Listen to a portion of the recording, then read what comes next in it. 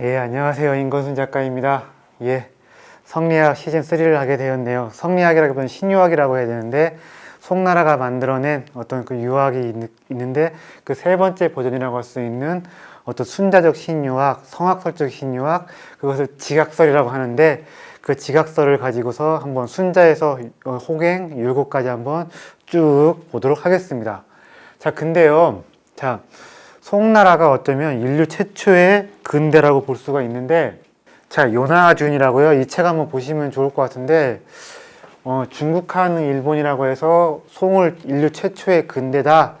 예, 이렇게 해서 무슨 쓴 책이 있고, 네, 일본이 어떻게 송나라화, 중국화 하면서 뭐 그렇게 그런 프레임 가지고 또 이야기를 풀어간 그런 책이 있는데, 뭐 이것을 보면 우리가 뭐 동아시아가 왜 이슬람과 다르게 서구의 어떤 그런 근대 문명을 빨리 받아들여서 내화를 시켰고 내 걸로 체화시켰는지 알 수도 있고, 또 우리가 왜 이만큼 발전했는지도 알 수 있는 뭐 그런 것도 좀 있는데, 자, 어쨌든 제가 드리고 싶은 말씀은 이거예요. 송나라가 예, 어쩌면 굉장히 좋은 오퍼레이팅 시스템, 인류 뭐 어떤 뭐 최초의 어떤 뭐 근대라는 것을 만들었는데, 그것이 뭐냐면 신유학이라고 할 수가 있고, 근데 신유학이라고 하는 것이 그 주위에 성리학만이 있는 것이 아니라 지난 시간에 했던 양묘학도 있고, 오늘 할 어떤 순자적인 신유학, 성학설적인 신유학도 있는데, 자, 컴퓨터도 어떻습니까? 운영체제라는 것이 한 가지만 있는 것이 아니죠. 송나라가 만들어낸 그 운영체제라는 게 이렇게 여러 가지가 있었는데, 자, 송의 근대는 네 가지 운영체제가 있고, 이 네 가지 운영체제가 일본에도 한국에도 도입이 되어서 각자 서로 기량하고 영향을 주고받고 경쟁하면서 조선의 역사, 일본의 역사 만들어 갔는데, 그래서 신유학, 그러니까 신유학 중에서 네 가지가 있고, 송이 만든 근대 신유학이 네 가지가 버전이 있는데, 거기에서 성리학만 가지고서는 중국뿐만이 아니라 조선과 일본의 역사, 근대사가 제대로 보이지가 않고, 양묘학도 봐야 되는데, 양묘학 역시, 네, 신유학 중에서 성리학과 양묘학만 가지고는 역시 조선과 일본의 역사를 제대로 볼 수가 없고, 모두 네 가지 버전을 다 골고루 살펴보아야 되는데, 이번에는 세 번째, 자, 성리학이 있고 양묘학이 있고 법가적 신유학이 있고 순자적 신유학이 있는데, 이번에는 순자적 신유학 가지고서 이야기를 해보겠다 이것입니다. 그래서 송이 만들어낸 근대의 네 가지 버전, 그래서 우리는 이미 네, 성리학으로 첫 번째 버전을 배웠고, 양묘학이라고 해서 첫 번째 버전을 두 번째 버전을 배웠는데, 이제는 세 번째 버전을 이번 시간에 집중적으로 보도록 하겠습니다. 자, 송대 신유학이, 송대가 만들어낸 근대, 송대 신유학의 네 가지 흐름이라는 게 있는데, 자, 왕한석과 진량은 물질주의라고 했는데 철저하게 제도론자입니다. 그래서 뭐냐면 인간의 마음에 가지고 호소를 하고 인간의 마음이 변해 세상이 변한다 이것이 아니라 어떤 물적 토대와 제도 법을 정비를 해서 눈에 보이는 것들, 눈에 안 보이는 마음이 아니라 눈에 보이는 물적인 토대와 네, 경제 그리고 제도를 바꿔야만이 세상이 변할 수가 있다. 그래서 법가와 상당히 유사한 사고를 한 유학자들인데, 네, 이런 그 법가적 유학 이런 버전이 있고요. 자, 나머지 셋은 마음 수양론자인데 왕한석과 진량과 다르게 마음과 수양을 통해 세상을 바꿀 수 있다고 보았는데, 근데 이 안에서 또 갈리는 거예요. 마음이란 게 무엇이며 인간의 본성이 무엇이며 어떻게 해야 인간이 착해질 수가 있으며 어떻게 해야 인간이 군자가 될 수 있는지 방법론에 대해서 인간을 보는 관점과 마음을 보는 관점들이 다른데, 네, 우리는 이미 정의와 주의로 이어지는 성리학을 공부를 했고, 정오 육구연 왕양명으로 이어지는 양명학도 공부를 했는데, 이번에는 장제와 호갱, 왕정상, 왕무지로 이어지는 호남학, 호상학, 다른 말로는 기학이라고 하고 저는 지각설이라고도 하는데, 서울대학교 철학과 교수, 훈구학자로 유명하신 정원재 선생님이 첫 번째로 지각설이라는 이름을 붙이셨어요. 자, 순자적인 어떤 신유학이 있고, 그것이 뭐냐면 성리학과도 다르고 양묘학과도 다르고 법가적 그 신유학과도 다른데, 지각설로 이름 붙이는 게 마땅하다 해서 지각설이라는 이름을 붙이셨는데, 앞으로는 지각설이라 주로 명명을 하면서 강의를 이끌어 가도록 하겠습니다. 자, 송대가 신유학이 네 가지 버전이 있고 네 가지 흐름이 있다고 했습니다. 송대가 만들어낸 근대에 네 가지 버전이 있다는 것인데요. 그것이 이렇게 고스란히 조선으로 오게 되었습니다. 자, 제가 아까 왕한석과 진량을 뭐라고 얘기했습니까? 인간의 마음과 정신, 관념에다 호소하는 것이 아니라 눈에 보이는 경제, 물적 토대와 제도를 싹 뜯어 고치고 일신하고 개혁을 통해서 체제를 바꿔가야 하는 이런 걸 주장했다고 했는데 누가 있겠습니까? 왕조의 설계자인 정두전이 바로 조선의 왕한석이라고 할 수 있는데 정두전이라는 사람이 워낙에 시스템 설계를 잘 해놓았기 때문에 조선이 문제가 많고 비실비실하면서도 500년 가까이 갔다는 말들이 있지요. 자, 근데 정두전만 있는 것이 아닙니다. 조선 후기에 유영원이라든가 정약용이라든가 이런 실학자들은 인간 마음만 가지고 어쩌고 한 것이 아니라 여러 가지 사회를 바꿀 수 있는, 고칠 수 있는 제도의 개혁과 새로운 법제들을 마련하려고 노력을 했지요.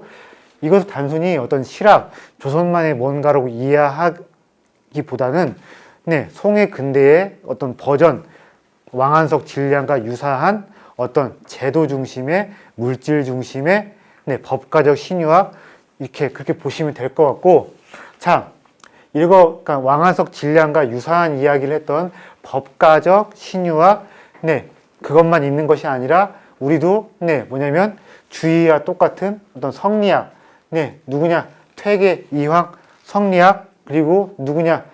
남명, 조식, 뭐냐면 왕양명, 육구형과 비슷한 거대 자아를 이야기한 뭐죠? 유광학, 심학, 양명학을 이야기했고, 또 뭐냐면 마음은 기이다. 인간의 마음은 늘 불안정하고 부정적으로 드러나기 쉬운데 외재적인 규범으로 잘 다스려 나가고 후천적으로 고쳐 나가야 한다. 순자적 신유학을 주장한 퇴계가 아니라 누구죠? 율곡 이의와 사계 김장생, 우암 송시열, 서인에서 노른으로 이어지는 어떤 흐름이 있는데요.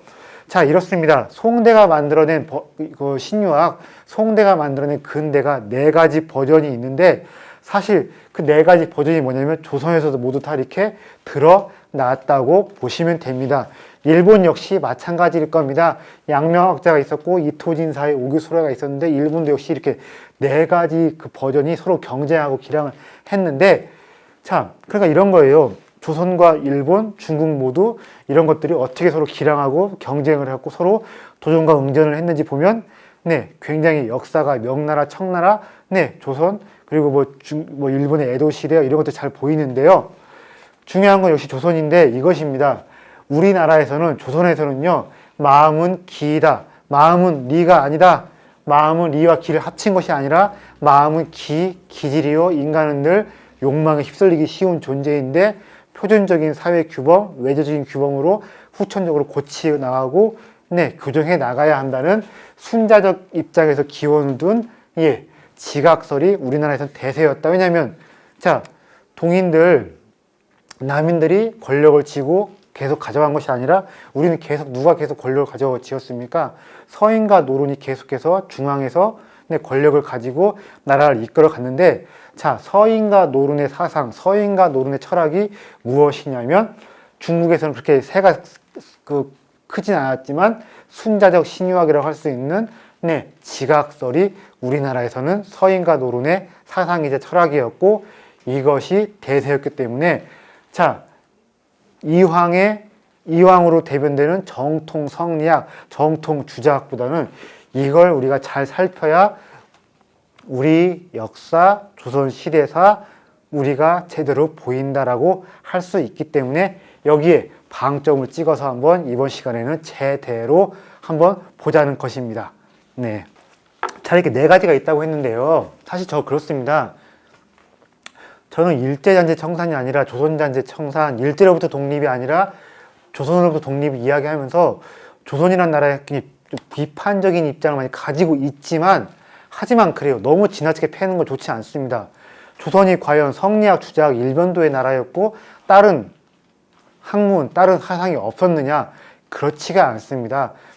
비판하는 것도 좋고 까는 것도 좋은데 사실에 입각해서 해야 되고 그 시대 당시의 어떤 맥락을 좀 봐야 되는 것인데 조선이라는 나라는 이렇게요. 4가지 버전의 사상들이 4가지의 흐름의 사상들이 서로 경쟁하고 있었고 영향을 주고받았고 서로 이렇게 기량을 했는데 조선이라는 나라가 지나치게 성리학 일본도 주자학 일본도의 나라였다는 것은요. 지나친 자기 비하이자 조선에 대한 너무 깎아내림이라고 볼 수가 있는데, 조선이라는 나라가 의외로 다양하게 하상들이 경쟁했고 다양한 하상가들이 빼꼼히 나오면서 자기 이야기를 한 시대라고 볼 수도 있는 것인데, 자, 조선의 비판적인 거 좋고 부정적인 거 보는 거 좋습니다만 지나친 조선에 대한 비하, 자기 비하만큼은 저는 조금 그것과 거리는 두고 싶은데, 이렇게 다양하게 경쟁을 했다고 보시면 좋을 것 같습니다. 네, 너무 조선을 패는 거 좋지 않다고 생각을 합니다. 자, 조선에 대한 몇 가지 좀 사람들이 많이 패는 게 있어요. 첫 번째가 뭐가 있냐면요, 시장 경제 무슨 상업을 너무 천시했다는 얘기가 있는데, 자, 그때 이런 일이 있었습니다. 우리가요, 고려가 원나라에 지배당하면서 당시 원나라는 화폐를 잔뜩 유통시켰고 우리가 원에 종속이 되면서 원나라 중심의 글로벌 경제, 화폐 중심의 팍스, 원 경제에 우리가 편입이 되었는데, 원이 망하면서 어떻게 됐냐면요, 고려 왕실이 가지고 있는 그 화폐가 한순간에 휘조각이 돼버린 겁니다. 그러다 보니까 위험성은 알고 있었지만 함경도 마피아, 함경복도의 그 군벌인 이자춘, 울루스부카, 이성계 부자를 부를 수밖에 없었습니다. 자, 그런 상황에서 말입니다. 조선 초기에 원나라의 그 국제 경제, 개방 경제에 편입되어 가지고 잘 나갔지만 갑자기 망해버린 경험이 있는데, 폭망해버린 경험이 있는데, 국제적으로 교육을 하자, 화폐를 유통시키자, 이런 주장을 하기가 쉬웠을까요? 그렇지가 않았을 겁니다.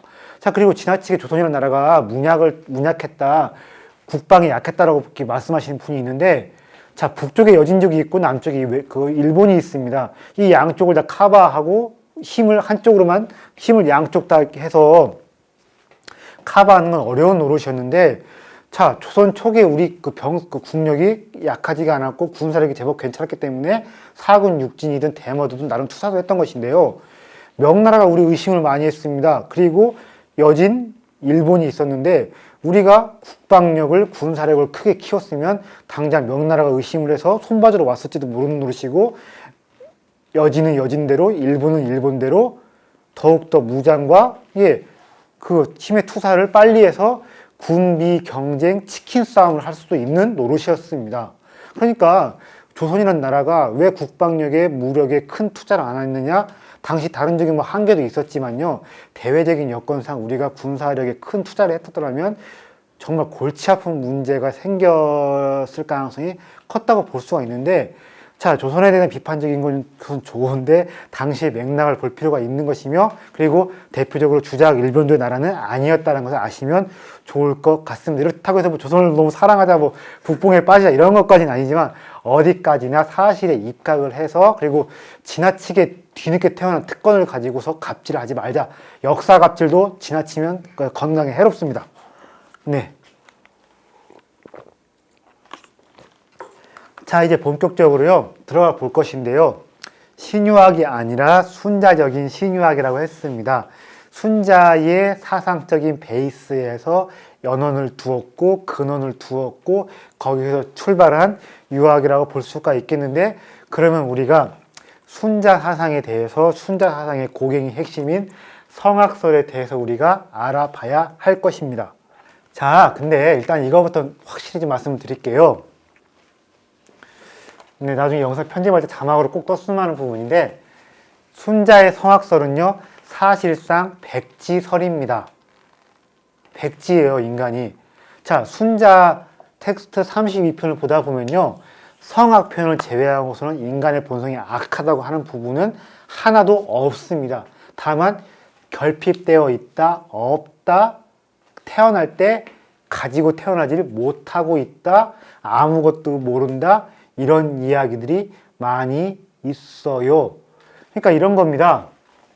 인간이라는 게 뭐냐면 태어날 때 예를 모르고, 규범을 모르고, 매너를 모르고, 아무것도 모른 채 태어난다는 것입니다. 근데 아무것도 모르면 어떻게 합니까? 네, 위험한 것입니다. 네, 구분을 모르고, 할 짓, 안 할 짓, 할 소리, 못 할 소리, 낄 때, 안 낄 때 다 낄 수가 있는 것이고, 그런 것인데, 이런 거예요. 뭐냐면, 인간이 태어날 때 아무것도 없으니까 어떻게 해야겠습니까? 교육을 통해서, 사회화를 통해서, 부모와 스승의 훈육을 통해서 뭔가 얘가 네, 예를 알게, 규범을 알게, 법을 알게, 그렇게 밖에서 안으로 집어 넣어야 된다는 것인데, 간단하게 예를 한번 들어볼게요. 자, 우리가요, 자, 학교 다닐 때, 특히 대학 때 그런 경우 많습니다. 어떻게 합니까? 선생님이 문제를 쓰기 전에 백지를 놓아줍니다. 자, 백지를 받으면 어떻습니까? 우리가요, 처음에요. 내가 아무리 공부를 준비를 해왔다 하더라도 누구든지 백지를 받으면 부담이 되고 겁이 나지요. 내가 백지 그대로 내면 어떻게 됩니까? 빵점 받고 학사경고 받고 부모님한테 깃방맹이 설릴 수가 있습니다. 그러니까 백지 자체는 가치 중립적인 건 나쁜 것이 아니라고 할 수도 있겠지만 어떤 것입니까? 그대로 내비두면 굉장히 위험한 것입니다. 이거 그대로 내면 큰일 내요. 큰일 나요. 자, 그러니까 어떻게 해야겠습니까? 공부를 해서 내가 책을 찾아보고 공부를 해서 안에다가 뭘 해야 됩니까? 백지에다가 뭘 해야 됩니까? 충실한 답안을 써내야 하지요. 자, 백지지만 말입니다. 내가 여기다가 뭘 할 수 있는 것입니까? 공부를 해서 수업을 들어서 안에다가 내가 충실한 답안을 써 넣을 수가 있는 것이고 그렇게 해야 되는 것이지요. 내가 좋은 답안을 써내면 어떻게 되는 것입니까? 선생님께 칭찬받고 좋은 점수 받고 장학금도 받을 수 있는 것인데, 자, 이런 것입니다. 인간은 태어날 때 시험장에 첫 번째 나와주는 백지와 똑같다는 것입니다. 하지만 어떻게 해야 되는 것입니까? 내가 공부를 해서 수업을 들어서 안에다가 채워 넣어야 하는 것인데, 이런 것입니다. 인간을 태어날 때요, 아무런 내 안에다가 내재되어 있는 도덕 감정과 도덕 이성 이런 거 없습니다. 텅 비어 있는 채 태어난다는 것입니다. 인간성 내부에 선의 근거라는 것이 없습니다. 어떻게 해야겠습니까? 내가 답안지에 답을 써놓는 것처럼 어떻게 해야겠습니까?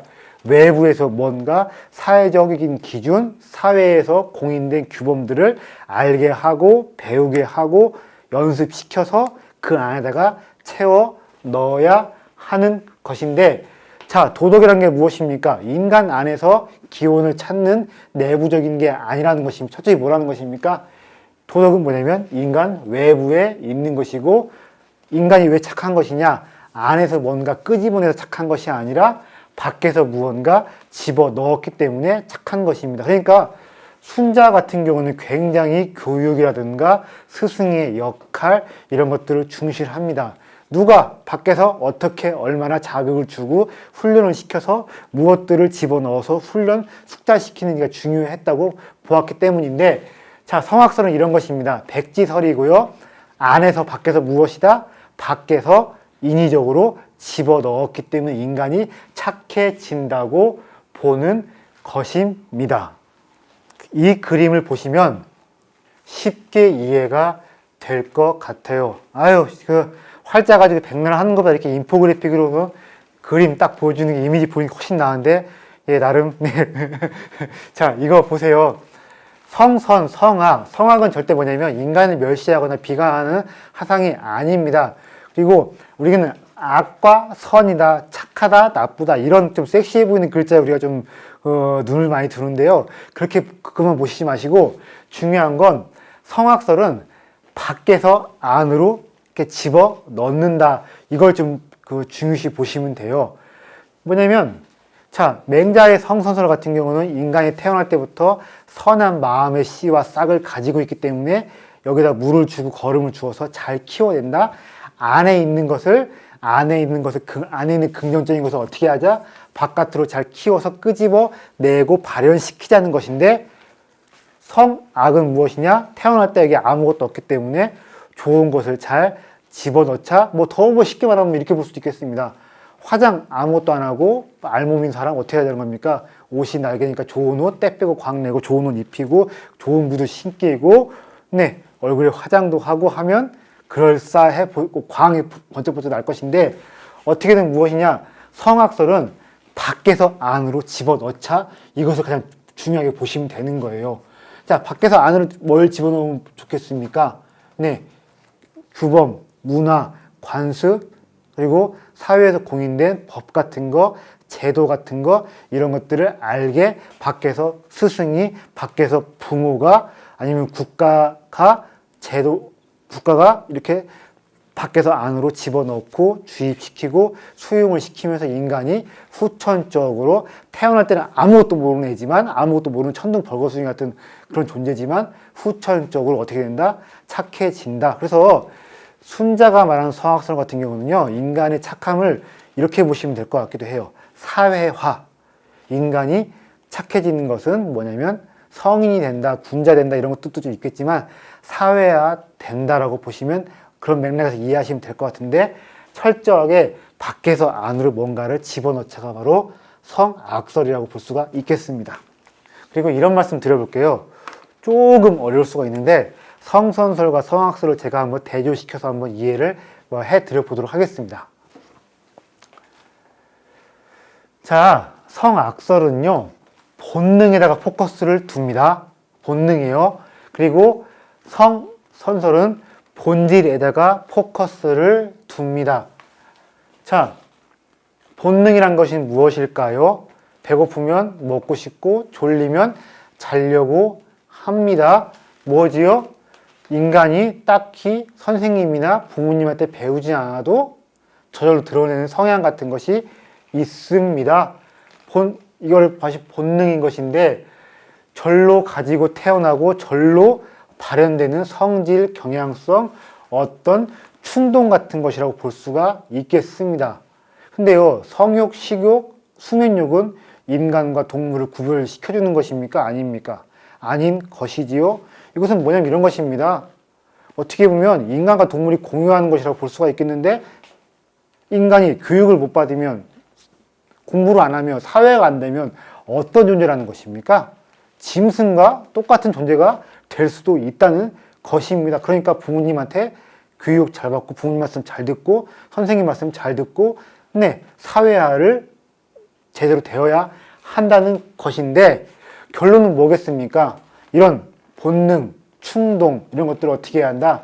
제어하고 억제하고 잘 길들여야 하는 것이고 그것이 교육의 핵심이며 그걸 통해서 인간이 어떻게 되어야 된다? 사회화되고 문명화되어야 된다. 그래서 성악설의 순자는요, 인간의 선함과 수양을 철저하게 사회화, 문명화 이런 맥락으로 이야기를 합니다. 자, 그리고 성선설 맹자가 좀 이렇습니다. 성선설은요, 본능이 아니라 본질에다 포커스를 둡니다. 자, 여러분들 영어로 에센스라고 하는 본질이 무엇입니까? 나와 타자, 나와 다른 사람, 나와 다른 개체를 구분시켜주는 것이라고 볼 수가 있겠지요. 그래서 맹자가 말한 인간 본성은요, 어떤 본능, 절로 타고나는 경향성, 식욕, 성욕 이런 것이 아니라 인간만이 가지고 있는 인간과 다른 유의 동물들과 구분시켜주는 그런 것을 가지고서 인간 본성이라고 이야기하는데 맹자는 그것을 이렇게 보는 거예요. 인간은 도덕 감정과 도덕 이성, 다른 동물들은 절대로 가지고 있지 않는 도덕 감정과 도덕 이성을 가지고 있는데 인간만이 가진 본질, 인간과 다른 동물을 구분시켜주는 배타적인 성질, 우리는 그것을 인간 본성이라고 해야 되는 것이고 그것이 어떻다? 착하다는 것입니다. 그러니까 어떻게 하겠습니까? 인간만의 가진 본질 있고 그것이 착하고 선하고 도덕감정, 도덕이성인데 어떻게 하겠습니까? 잘 기르고 키우고 확충시키고 배양을 해야겠지요. 그래서 자 이렇습니다. 다시 한번 얘기 드려볼게요. 맹자는요, 인간의 성장을 이야기할 때 농부에 많이 비유를 많이 해요. 왜냐하면 도덕적이고 성이 될 수 있는 씨앗이 있다. 그럼 어떻게 하겠습니까? 물을 주고 햇볕을 쪼개서 잘 길러주면 무성한 나무처럼 자랄 수가 있다는 것인데 순자는 어떻습니까? 인간이라는 게 거친 원석, 그냥 거친 목재하고 똑같은 것입니다. 내버려 두면 아무런 쓸모가 없어요. 어떻게 되는 것입니까? 인위적으로 누군가가 뚝딱뚝딱 정확한 자와 먹줄 이런 것들 공부를 가지고서 후천적으로 뚝딱뚝딱 만들어 놓아야 사회적으로 쓸모 있는 유용한 뭔가가 된다는 것이지요. 선설의 맹자는 농부, 성악설의 순자는 공인으로 가지고서 인간의 어떤 변화와 수양을 이야기를 하는데 이것도 좀 이해하시면 알아두시면 성선은 이런 것이고 성악은 이런 것이구나 명확하게 잡을 수가 있겠습니다. 자, 그리고 성악설이라는 것은 또 이렇게 또 부연성 드리자면 이렇습니다. 어디까지나 성악설은요, 인간의 현실을 가지고 많이 이야기를 합니다. 자. 성악설 현실이라고 얘기했는데, 자, 가끔 제가 먹는 차가 무엇인지 궁금해하시는 분들 계신데, 지난 시간에 제가 뽀이차 먹었고, 이번 시간에 우롱차 먹고 있습니다. 예, 보이차가 다 떨어졌거든요. 예. 아유. 보이차 좀 보내주세요. 예, 보이차 좀 보내주시면 감사하겠습니다. 예. 자, 한번 제가 여쭤볼게요. 제자백과 시대 때 성선설, 성악설 논쟁이 벌어졌습니다. 근데 성선설, 성악설은요, 어떻게 보면 동서양 철학을 막론하고 뭐냐면 이렇습니다. 가장 대중적으로 흔히 알려져 있는 논쟁이라고 볼 수가 있겠습니다. 그리고 그러다 보니까 보통 사람들한테 아무나 한테 당신이 생각하기에는 인간 본성이 어떤 것 같냐, 성선이 맞는 것 같아요, 성악이 맞는 것 같아요 물어보면 누구든지 다 답변을 할 수가 있어요. 자, 근데 지금 강의 보시는 분들, 들으시는 분들이요, 성악이 맞는 것 같아요, 성선이 맞는 것 같아요? 답변이 없으시네. 다 음소거 돼 있어가지고 바로 답변하기 어렵습니다. 재밌는 게 이렇습니다.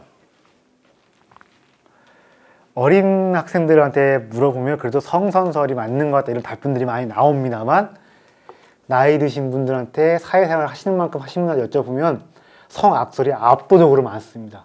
왜 그럴까요? 사람이 네? 예, 사람이 살면서 사람을 자꾸 치다 보면 성악설로 기울 수밖에 없겠는데, 현실을 보다 보면 성선보다는 아무래도 성악으로 기우는 경우가 많은 것 같습니다. 자, 근데 성악은 이렇게 뭐냐면 현실을 보는 이야기입니다. 자, 그리고 당시에 제자백과 때 보면요, 순자만 성악설을 이야기했던 것이 아닙니다. 묵자, 성악설, 노자, 장자, 성악설 이야기를 했고, 법가도 역시, 한비자도 역시 성악설을 이야기했어요. 자, 순자가 보는 성악설 무엇이냐? 뭐겠습니까? 지식인이 보는 현실입니다. 묵자가 보는 성악설 무엇이겠습니까? 하층민이 보는 현실입니다. 그리고 자, 법가 한비자와 상황에 관한 성악설은 무엇이겠습니까? 네, 왕의 입장에서 본 현실인데요. 자, 가장 인간을 악하게 때로는 승냥이처럼 묘사를 한 사람이 누구냐면 한비자 같은 사람인데, 왜 그럴까요? 자, 철저하게 왕의 입장에서 세상을 보고 논하는 게 한비자의 철학인데, 왕은 무엇입니까? 어디 삽니까? 궁중사회에 살고 있습니다. 자, 근데 궁중사회는 어떻습니까? 정말 살벌한 공간입니다. 내가 권력 투쟁에서 파워게임에서 지면 어떻습니까? 단순히 뭐 좌천, 무슨 뭐 시골로 낙향 이런 것이 아니라 어떻게 됩니까? 내 목숨이 그냥 끝장날 수가 있겠습니다.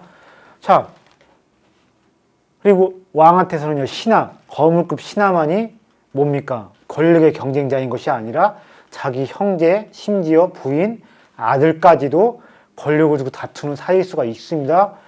자, 왕들이 사실요, 누구 손에 그래서 가장 많이 죽었습니까? 부하, 측근, 가족? 장자 손에 가장 많이 죽었습니다. 그지요? 자, 태조 왕건 보셨지요? 후백제 견훤은 어떻게 됐습니까? 누구한테 밀려났습니까? 첫째인 누가 밀려났어요? 첫째가 뭐였죠? 금강이었나? 뭐였나? 뭐 잘 기억이 안 나는데, 예, 어쨌든 뭡니까? 자, 궁중사회는 살벌하고 궁중사회에 있었던 왕을 가지고서 왕이 본 현실을 가지고 이야기하니까 한비자의 성악설은 좀 더 순자 같은 사람에 비해서 극단적인 입장에 처해 있었던 것인데, 어쨌든 중요한 것은 성악설은 무엇이냐? 현실을 보는 사람들의 이야기이고 입장이고, 네, 담론이라는 것이에요. 현실의 인간 마음은 어떻습니까?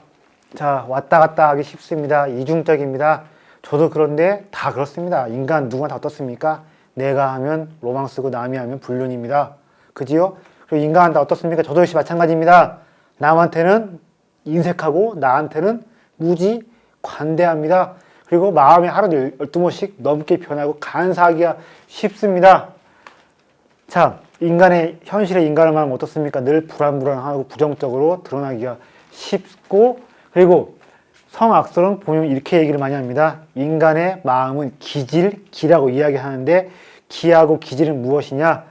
고정된 것이 아니라 왔다 갔다 하기 쉽고, 또 늘 인간의 기질은 남한테 피해를 준다거나 남을 상하게 한다거나 역시 부정적으로 드러나기 쉬운데, 기질 이런 키워드를 가지고 인간의 마음과 감정, 욕망들을 많이 이야기합니다. 자, 부정적으로 드러나기 쉽습니다. 그리고 그것을 주로 기질로 많이 이야기를 합니다. 어떻게 해야겠습니까? 인간의 기질을 잘 순화시키고 다듬어야 한다. 교기질론인데 무엇입니까? 교정. 인간의 기질을 교정해야 한다. 이런 식으로 많이 이야기를 합니다. 자, 그런데요. 인간의 기질, 마음을 잘 교정시켜야 되는데 어떻게 해야겠습니까? 내적인 타고난 또 선이지 이런 거 절대 아닙니다. 무엇이겠습니까? 공인된 사회 규범, 외부적인 사회 규범, 공인된 사회 기준. 네, 외부적 사회 규범 가지고 어떻게 해야겠습니까? 인간의 마음을 어떻게 해야겠습니까? 네.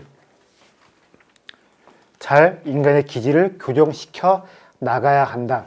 현실을 드러나는 인간의 마음과 감정, 욕망은 부정적이기 쉬운데 그것들을 가지고 어떻게 해야 한다? 결론은 무엇이다? 네, 공인된 사회 기준과 규범 가지고 교정시켜 나가야 합치되게끔 교육을 시켜야 한다는 것인데, 자, 그래서 한자 보이시나요? 중절, 과, 불급 이런 말이 나오는데 중자만 딱 기억해도 좋으실 것 같아요. 중이 무엇입니까? 딱 뭐지요? 가운데에만 의미가 있는 것이 아니라 어떤 뜻도 있습니까? 적중할 때 무슨 뜻이에요? 딱 들어맞는다는 것이지요. 인간의 행동, 인간의 마음가짐, 몸가짐이 외부적 사회 규범에 딱 드러나게끔. 자, 그리고 절은 무엇입니까? 조절한다는 것이지요. 뭐겠습니까? 인간의 기질, 인간의 마음씀, 인간의 움직임과 행동, 몸가짐 어떻게 한다는 것입니까? 네, 외부적 기준에 맞게 잘 조절을 한다는 것인데, 이렇게 교정한다, 조절한다, 이런 식으로 이야기를 합니다. 그래서 성악설이라는 게 무엇인지 대충 설명을 드린 것 같은데, 이거 좀 보겠습니다.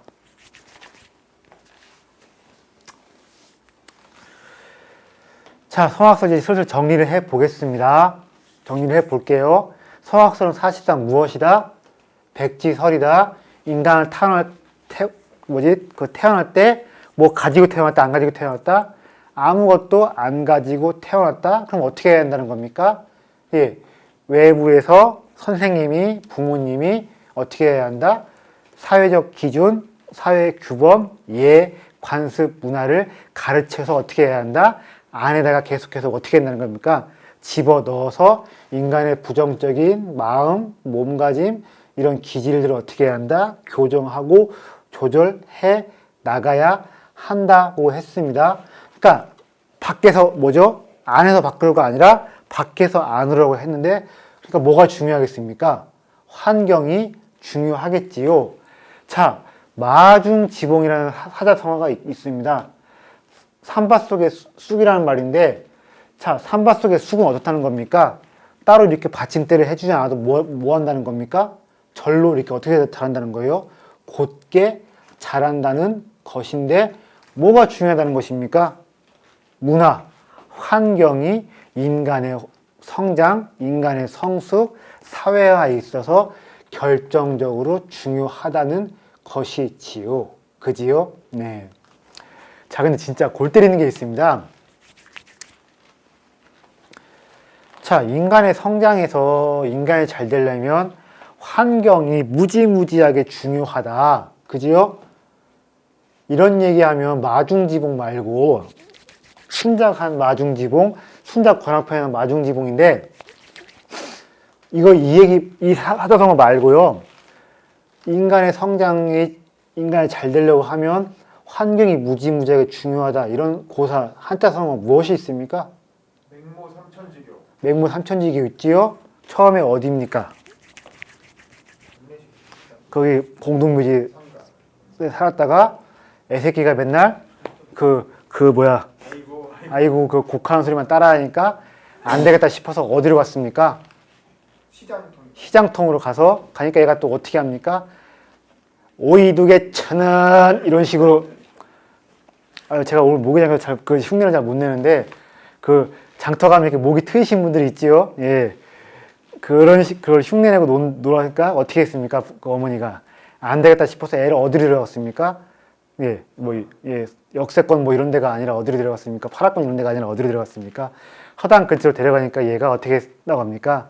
그걸 읽는 사람들, 이런 사람들이 그것을 흉내내면서 공부를 하게 되었다 이렇게 얘기를 하지요.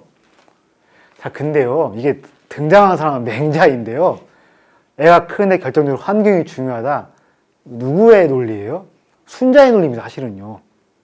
근데 이 얘기가 어디 나온 얘기냐면요. 유향이라는 사람의 연려전에 나온 이야기인데 유향은 언제 때 사람입니까? 한나라 때 사람입니다. 근데 한나라 때는요. 맹자의 철학이 중요한 시기가 아니라 순자의 철학이 중요했던 시기입니다. 그러다 보니까 유향이라는 사람이 맹모의 어머니를 가지고 이야기를 했지만 전형적인 순자식의 환경, 결정론적인 어떤 맥락 그런 이야기를 한 게 아닌가 싶은데 순육 아시지요? 이런 사람들 조조의 모사였는데 사실은 난세라서 모사가 된 것이고 책사가 된 것이지 평안한 세상이었으면 어떤 사람들이었겠습니까? 네, 훌륭한 학자가 될 수도 있는 어떤 사람이고 제갈량 같은 사람도 마찬가지인데요. 특히 제갈량이 그래요. 제갈량이 아들한테 남긴 계자서라는 글을 보면 전형적인 순자식의 어떤 그런 논리와 순자식의 어떤 그런 냄새가 많이 나는데 한나라 때는 순자의 철학이 대유행했던 시기였습니다만 나중에 한이라는 나라가 망해가고 한이라는 체제에 대해서 반성적으로 검토하다 보니까 순자가 아니라 맹자가 맞지 않느냐 이렇게 하면서 성리학, 주자의 성리학 그리고 양묘학 같은 경우는 맹자의 사상을 가지고 좀 중심에 두었던 것인데 나중에는 맹자가 이렇게 중심이 되었지만 한나라 때는 순자가 주류였고 그러다 보니까 유향이라는 사람의 연려전이 비록 맹자가 등장하지만 순자식의 논리, 환경이 중요하다. 왜냐? 순자식의 논리는 뭐라고 했습니까? 인간이 태어날 때 어떻다? 아무것도 없다. 밖에서 잘 집어 넣어야 한다. 그러니까 중요한 게 무엇이다? 환경이다. 그런 것입니다.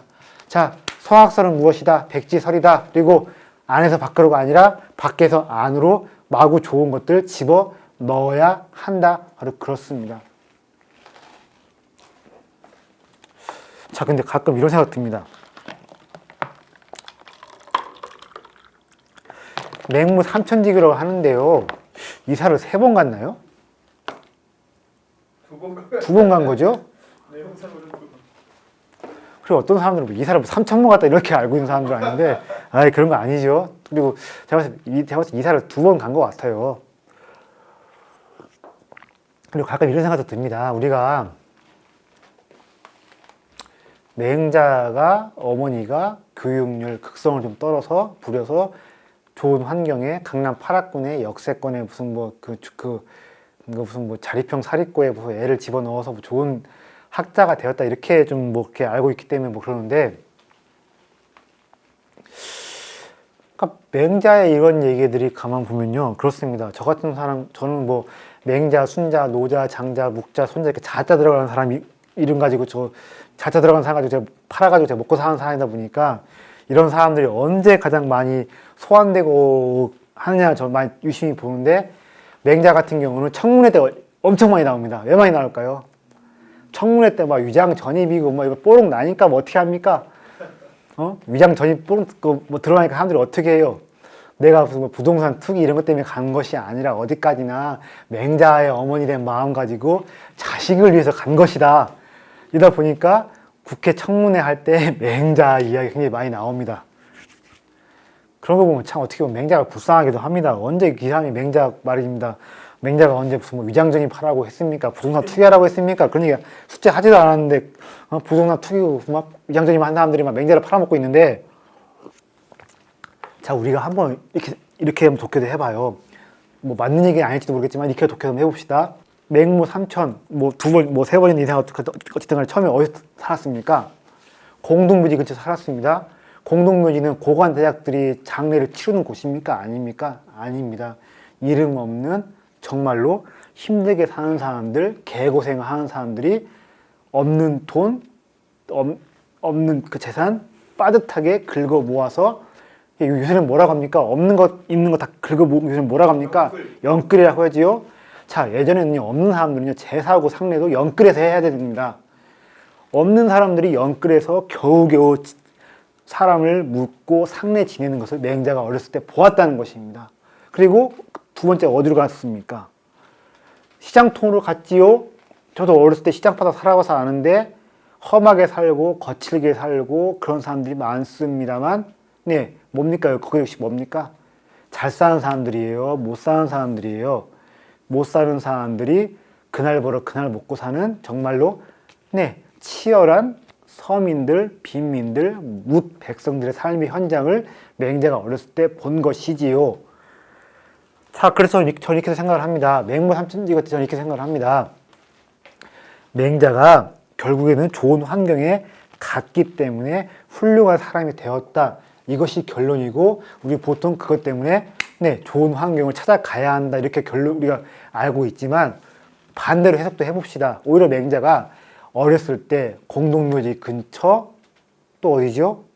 네, 시장통 나쁜 환경에서 뭇 백성들이 보통 사람들이 얼마나 개고생하는지 눈으로 보았고 그것을 절절하게 느껴보았고 체험을 해봤기 때문에 민본주의를 이야기하고 왕도정치를 이야기한 훌륭한 사상가로 큰 것이 아닌가 하는 이런 식의 독해도 우리가 한번 해봐야지 않나 싶습니다.